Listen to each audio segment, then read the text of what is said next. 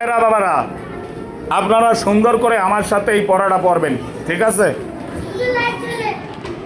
এই পড়াটা আমরা সম্পূর্ণ পড়া পড়ব, ঠিক আছে? রেডি? হাঁটাই বলবেন সবাই, বলেন। আলিফের জবর আ, খর জবর খ, লালের জবর দা, আখযা আখযা, বলো আলিফের জবর আ, বার জবর বা, দালের দুই জবর দান, আবাদান আবাদান।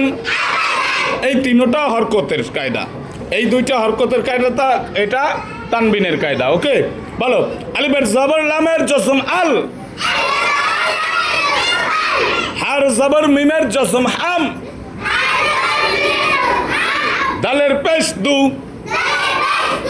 আল হামদু।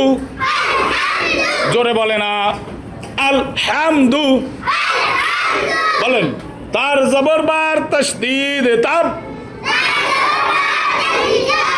বার জবর তার জসম বাত, তাব্বাত। এখন দেখেন, আল জজমের কায়দা, হাম জজমের কায়দা, দু হরকতের কায়দা, তাব তাশদীদের কায়দা, বাত জজমের কায়দা। এখানে আমি আপনাদেরকে চারটা তাজবিদের লেখাকে তুলে ধরেছি।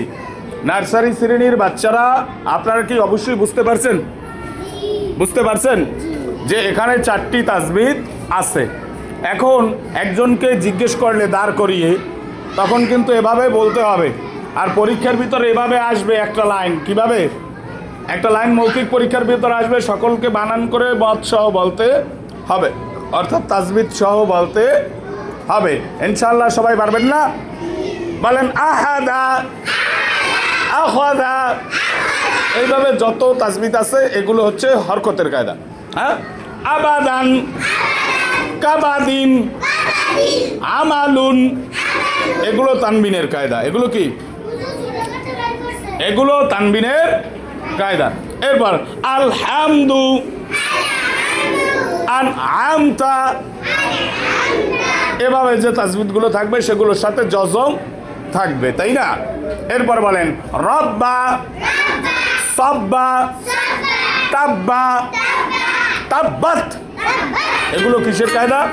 সব তাসদীদের কায়দা। ইনশাআল্লাহ মনে থাকবে সবার? হ্যাঁ, তো এইভাবে এই লাইনটা আমরা সম্পূর্ণ করবো। এই লাইনটা পরিপূর্ণ শেষ পর্যন্ত লিখবো কমসে কম 10 লাইন। কয় লাইন?